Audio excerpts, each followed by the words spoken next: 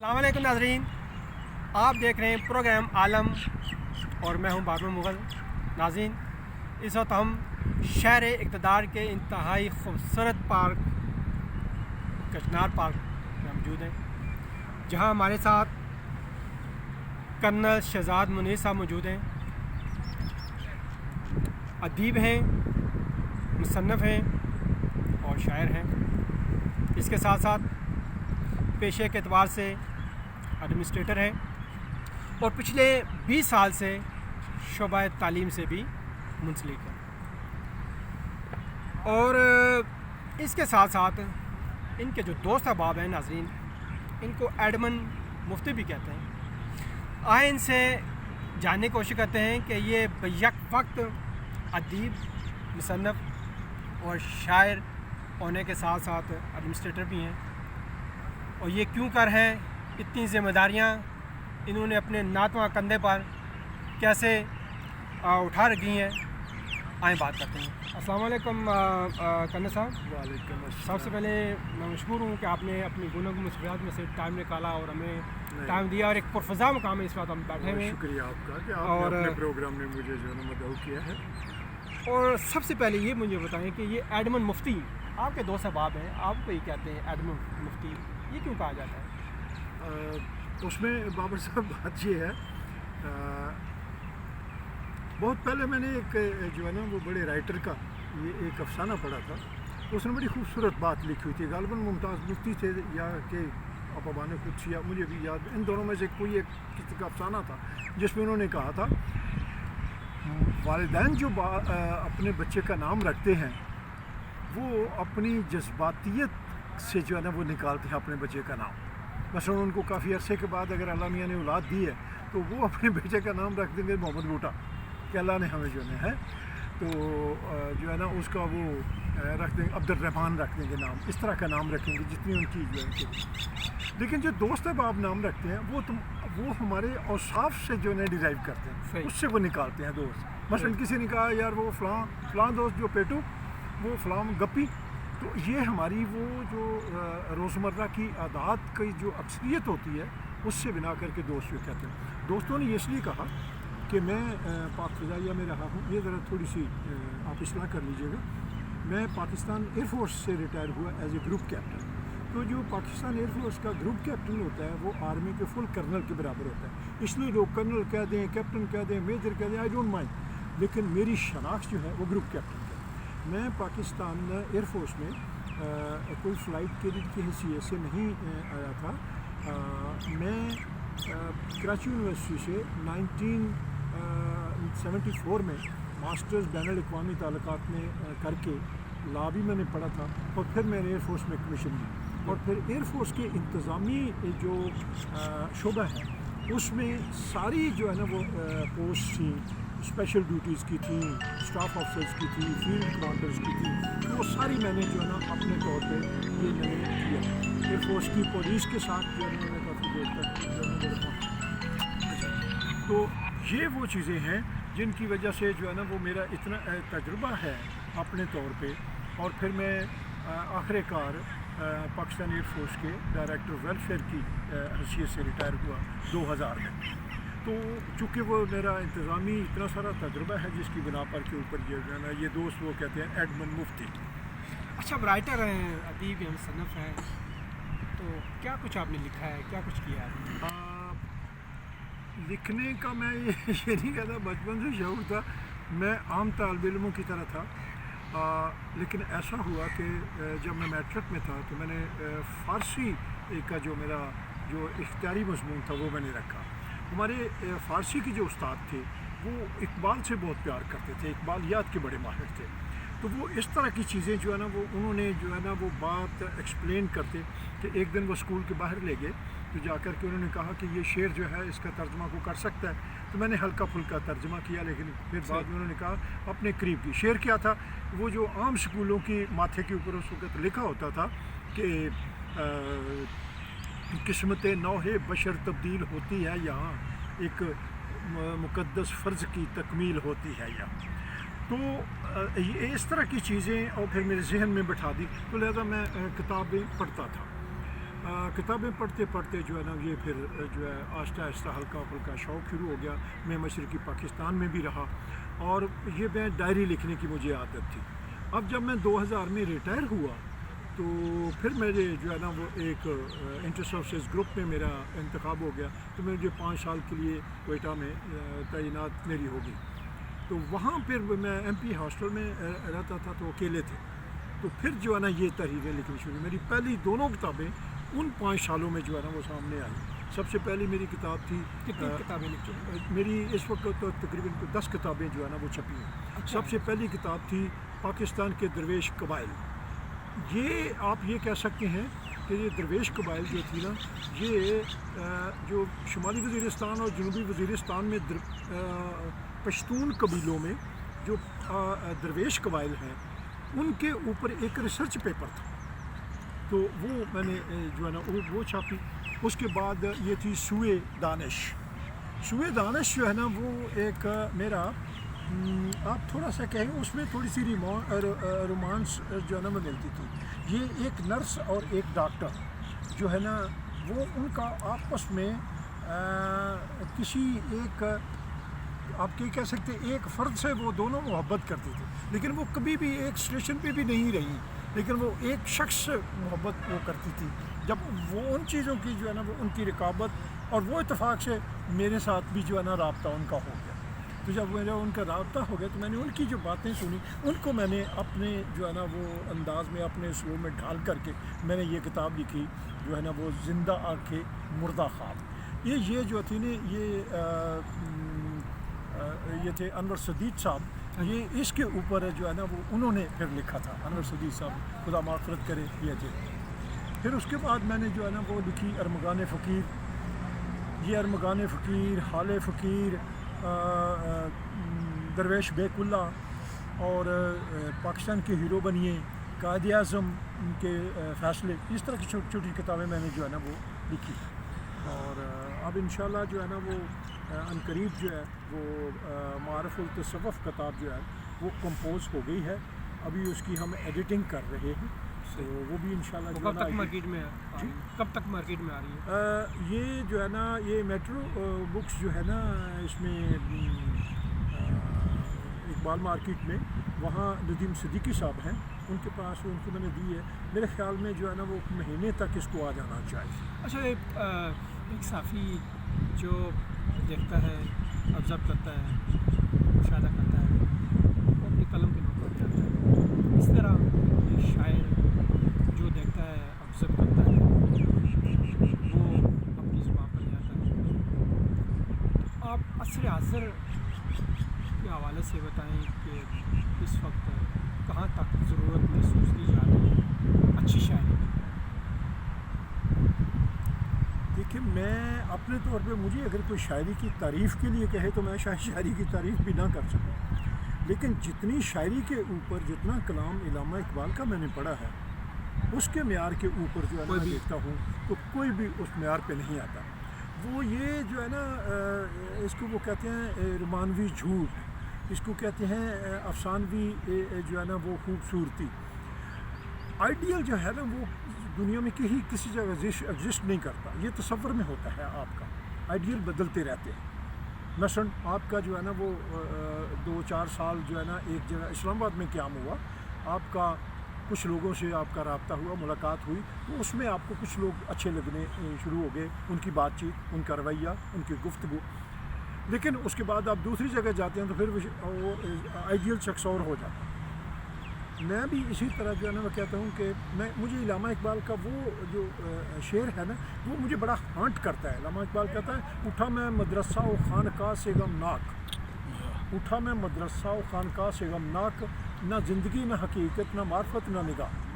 ٹھیک ہے، یعنی جو خانقاہوں کو جو وہ آپ کو پتہ ہے انہوں نے بہت سارے خانقاہوں کے اوپر جعلی اور مجاوروں کے اوپر اور اس خود پرستوں کے اوپر بڑا کچھ لکھا ہے. لیکن کوئی شاعر اس طرح کا ہمیں جو ہے نا نہیں ملتا. دیکھیے روانگی اس طرح کی جو ہے نا وہ کرنا، شاعری اس طرح کی کرنا کہ یہ تمہاری جھیل جیسی آنکھیں اور یہ جو ہے نا ریشمی زلفیں اور فلاں جو ہے نا تو رومانٹک شاعری میں آ جاتا ہے. یہ ساری وہی رومانوی شاعری میں. تو یہ اس سے کیا آپ سبق دیتے ہیں؟ اچھا آپ نے کس پہ قلم اٹھایا؟ میں نے جو ہے نا وہ علامہ اقبال کا ہی طرز اپنایا ہے. مثلاً جو ہے نا بھی آپ کے علامہ اقبال ان شاء اللہ جو ہے نا وہ مثلاً جس طرح اگلے دن قلم کارواں میں ایک فنکشن ہو رہا تھا اس میں انہیں جو ہے نا وہ جو اس طرح بات ہوئی تو اس کے اوپر میں نے جو ہے نا وہ فی البدی شعر کہا دیا اور وہ میں نے کہا جو ہے نا سخت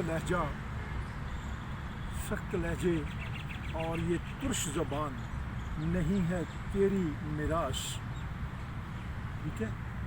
شکر عاجزانہ تحمل و تفکر بندہ مومن کی شان. کیا یعنی اتنی ادبی تنظیم میں ادبی نظم و ضبط میں جو ہے نا ایک محفل ہو رہی ہے اور اس طرح جو ہے نا آپ ہنگامہ اور شور جو ہے نا برپا کر رہے تو وہ میں نے کہا اور پھر میں ساتھ جو ہے نا ساتھ اس کو مزید میں نے کہہ دیا کہ مومنانہ فراست ملتی ہے ہوتی ہے انہی روحوں کا مقدر. مومنانہ فراست ہوتی ہے انہی روحوں کا مقدر. کھلتا ہے جن پہ راز فبائی الہ ربکما تکذبان. بڑی خوبصورت بات کی آپ نے. تو میں اس طرح کہتا ہوں کہ جو میرا شعر پڑھے اگلا نوجوان تو اس کو زندگی سے محبت ہونی چاہیے, محنت سے محبت ہونی چاہیے, علم سے محبت ہونی چاہیے, اخلاقیات سے محبت ہونی چاہیے. تو میں اس طرح کی جو بڑی پیاری بات کی آپ نے اور علم کے حوالے سے بات کی. علامہ اللہ پیشے کے اعتبار سے ایڈمنسٹریٹر ہیں اور 20 سال سے آپ شعبہ تعلیم سے بھی منسلک ہیں. اب یہ بتائیے گا کہ ابھی حال ہی میں کووڈ-19 گزرا ہے جہاں پہ عالمی سطح پہ لاک ڈاؤن تھا, ملک میں بھی لاک ڈاؤن رہا ہے, ہمارے وکیزی میں بھی لاک ڈاؤن رہا ہے. تو یہاں اس وقت جو اپنے ملک میں بات کروں تعلیمی لحاظ سے آپ کہاں تک متفق ہیں اور حکومت کے جو حکومتی اقدامات تھے کووڈ-19 کے دوران اس کو آپ کس طرح سے دیکھتے ہیں؟ دیکھیے جو ہے نا وہ بابر صاحب بات بڑی سادی سی ہے. جو جس چیز کی بنیاد علامہ اقبال کا پھر شعر میں کہوں گا کہ جو شاخ نازک پہ بنے گا آشیانہ ناپائیدار. ٹھیک ہے نا. آپ کی اگر دوستی کسی بنا کے اوپر دوستی ہے تو وہ جسی طرح جو آپ جب تک وہ کاز بیچ میں رہے گی دوستی چلتی رہے گی. مثلاً آپ ٹیوٹر ہیں اور میں آپ کا طالب علم ہوں, جب تک آپ مجھے پڑھانے کے ساتھ جو ہے نا وہ وابستہ رہیں گے میں آپ کو اپنا ٹیوٹر تعلیم سمجھتا رہوں گا اور پھر یہ ہماری دوستی چلے گی. لیکن جس دن آپ مجھے پڑھانا چھوڑ دیں گے اور میں پڑھنے کی رغبت چھوڑ دوں گا تو پھر میرا وہ جو ہے نا وہ چیز ختم ہو جائے گی. یعنی جو ہماری دوستی کی کاز بنی وہ ختم ہو گئی. ٹھیک ہے نا. پنجابی جو کہتے ہیں چھوارے مک گئے یارانے ٹوٹ گئے کچی یاری چھواریاں دی. ٹھیک ہے نا. تو یہ وہ بات ہے کہ آپ جو ہے نا سنجیدگی میں اس کو اوپر قومی مسئلہ ہے اس کے اوپر بات کر لیتے ہیں.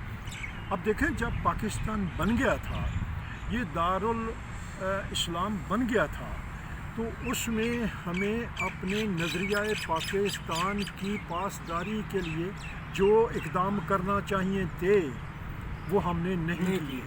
اگر قائد اعظم نے یہ کہا تھا کہ ہمارا اسلامی قانون ہوگا تو ہمیں اسلامی قانون بنانا تھا. اور یہ بھی ہماری خوش قسمتی ہے کہ قائد اعظم جو ہے نا وہ اپنی قرارداد مقاصد پاکستان جو ہے نا وہ اپنی قیادت میں پاس کر گئے اور انہوں نے پیش کر دی. ٹھیک ہے.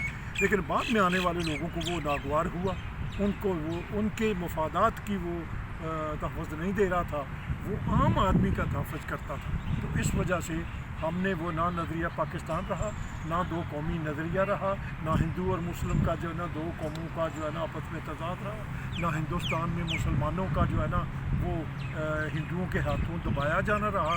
اس وجہ سے ہم جو ہے نا وہ دور ہو گئے. نہ ہم نے اقبالیات پڑھی, نہ ہم نے جو ہے نا وہ اردو پڑھی, نہ اردو زبان ہوئی. آج ہم نہ اردو بول سکتے ہیں صحیح طرح سے اس لیے کہ ہم اقبال سے دور ہیں اور نہ ہم انگریزی بول سکتے ہیں.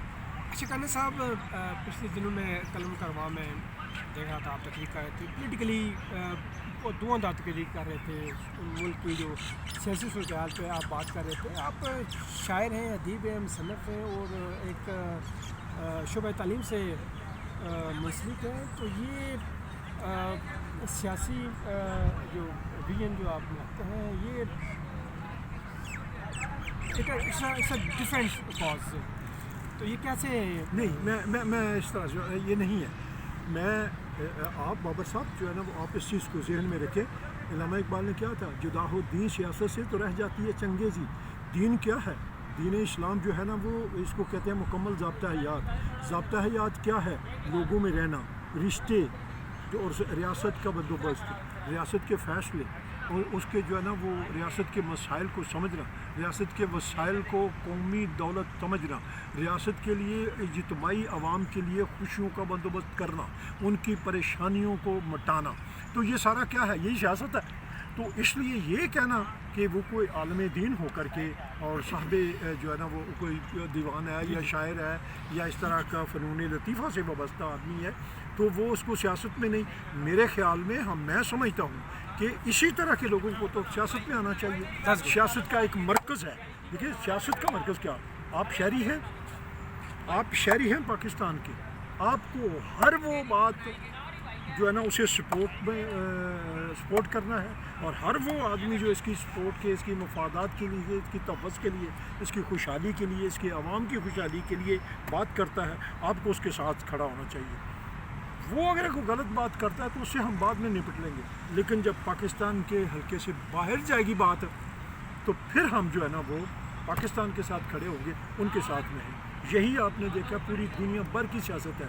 امریکنز جو ہے نا وہ آپ کو جو ہے نا وہ 4 بندوں سے ہینڈل کر رہے ہوتے ہیں. وہ آپ جب مذہبی پارٹیوں سے بھی وہ بات بنا کر کے رکھتے ہیں، سیاسی پارٹیوں سے بھی بنا کر کے رکھتے ہیں، تجارتی حلقے جو ان سے بھی بنا کر کے رکھتے ہیں، امپورٹ ایکسپورٹس کے جو بزنس کے لوگ ہیں ان سے بھی بنا کر کے رکھتے ہیں، اور آرٹس کے لوگ جو ان سے بھی بنا کر کے رکھتے ہیں. اس لیے کہ وہ انہوں نے اپنی بات جو ہے نا کرنی ہوتی ہے. صدر آتا جاتا رہتا ہے لیکن ان کی پالیسی ایک ہی اسٹیج پہ وہ کہیں گے پرو پاکستان پالیسی جو ہے نا سپورٹ کر رہے ہوں گے، ایک سائڈ پہ جو ہے نا اینٹی پاکستان پرو کر رہے ہوں گے. جس طرح وہ ہمارے ساتھ کر رہے ہیں، ہندوستان کی سپورٹ کریں گے، ہمارے سپورٹ نہیں کریں گے. ٹھیک ہے نا؟ تو ویسے ہمیں شاباش دیں گے. ہمیں جہاں آپ ملک کے جو موجودہ سیاسی صورتحال پر گرد رکھتے ہیں، وہاں پہ جو میں آپ سے پوچھنا چاہوں گا کہ حال ہی میں پنجاب میں جو انتخابات ہوئے بالخصوص ڈسکا میں، اور پھر پشاور میں بھی انتخابات ہوئے. بالخصوص آپ ڈسکا کے انتخابات کو کس طرح سے دیکھتے ہیں؟ کیا پھر ذرا کہیے گا؟ ڈسکا میں جو انتخابات ہوئے ہیں. ہاں انتخابات اس کو کس طرح سے سینٹ کے یا جو ابھی حال ہی میں جو انتخابات ہوئے ہیں، سینٹ تو بات کی ابھی تو ہونے ہیں. انتخابات میں میرے خیال میں ایک پروگرام تھا مرزا ضیاء کا، اس میں نے انہیں یہ بتایا تھا یہ جو ہے نا ڈسکا کے جو پروگرام کے حوالے سے کہ جو الیکشن ہوا. دیکھیں الیکشن جو ہے نا وہ الیکشن کمیشن آف پاکستان نے کروانا ہوتا ہے. قانونی ادارہ ہے، آئینی ادارہ ہے اور خود مختار ادارہ ہے. چیف الیکشن کمشنر کے اوپر کسی سیاسی جماعت کا، کسی سیاسی شخصیت کا، کسی فوجی کا، کسی سویلین آرگنائزیشن کا کوئی دباؤ نہیں ہوتا. چیف الیکشن کمیشن کی یہ ذمہ داری ہے، باختیار ہوتا ہے. الیکشن کمیشن بالکل باختیار ادارے ہیں، بالکل حکومتی ادارے ہیں، اس پر اثر انداز نہیں ہوتے، وہ باختیار ہوتے ہیں. یہ ان کا کام ہے. اس کے قوانین کیا ہے، اس کا لائحہ عمل کیا ہے، اس کے ضابطے کون سے ہیں، کتنے اس نے جو ہے نا وہ حلقے کس طرح بنانے ہیں، حلقوں کی تقسیم کیسے کرنی ہے، حلقوں کی جو آبادی ہے اس کو کس طرح حلقوں میں جو ہے نا لے کے آنا ہے. یہ ساری ذمہ داریاں الیکشن کمیشن کی ہیں.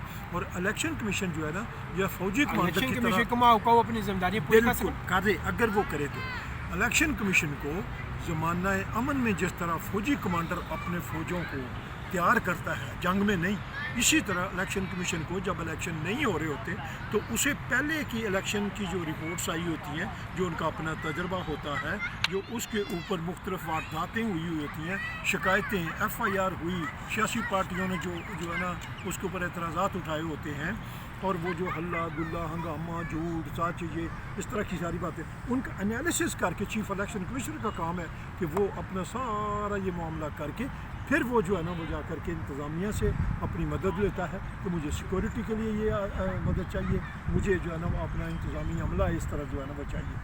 جہاں تک الیکشن کا تعلق ہے، میں اپنے طور پہ سمجھتا ہوں میں جو ہے نا وہ کہ اس میں پوری کی پوری جو ہے نا الیکشن کمیشن کے اوپر ذمہ داری ہے، اور اب جو اس میں خامیاں نظر آ رہی ہیں اس کا جو ہے نا وہ الیکشن کمیشن کے اوپر جو ہے نا وہ انہی کے اوپر انگلی اٹھے گی کہ وہ اپنی ذمہ داری بحق کا ہو، جس کو کہتے ہیں کما حق کا ہو، وہ پوری جو ہے نا وہ کرنے میں ناکام رہے۔ اگر وہ ایسا کرتے ایسا ہو نہیں سکتا تھا، انہیں جو ہے نا وہ جس کو کہتے ہیں آنی ہاتھوں سے آہنی گرفٹس کے ساتھ جو ہے نا جو ابھی ڈسکا میں جن لوگوں نے جو ہے نا قانون کو ہاتھوں میں لیا، ہنگامہ پروری کی، ہنگامہ آرائی کی، اور پھر ہنگامہ پروروں کی سپورٹ کی، اور وہاں جو ہے نا 2 جانیں قیمتی ضائع ہوئیں، ان سب کا سراغ لگا کر کے پولیس کے ذریعے سے، اور یہ سارا اس سے اپنے طور پہ پھر جتنے بھی جو ہے نا وہ ملزمان ہیں انہیں جو ہے نا قانون کے کٹارے میں لانا چاہیے، اور عوام کو بتانا چاہیے کہ یہ میرا کام تھا، یہ میں نے کیا، میرے کام میں ان لوگوں نے مداخلت کی جس کی وجہ سے یہ سانحہ جو ہے نا وہ۔ بہت شکریہ کرنل شہزاد ناظرین، یہ تھے کرنل شہزاد صاحب، اور لاملا ان کا جو شکوہ ہے، آخری جو کوشچن جو میں نے کیا اس پہ جو انہوں نے جواب دیا کہ الیکشن کمیشن اپنی جو کما کو ذمہ داری وہ پوری نہیں کر سکا۔ اگلے پروگرام تک آپ سے اجازت چاہتے ہیں۔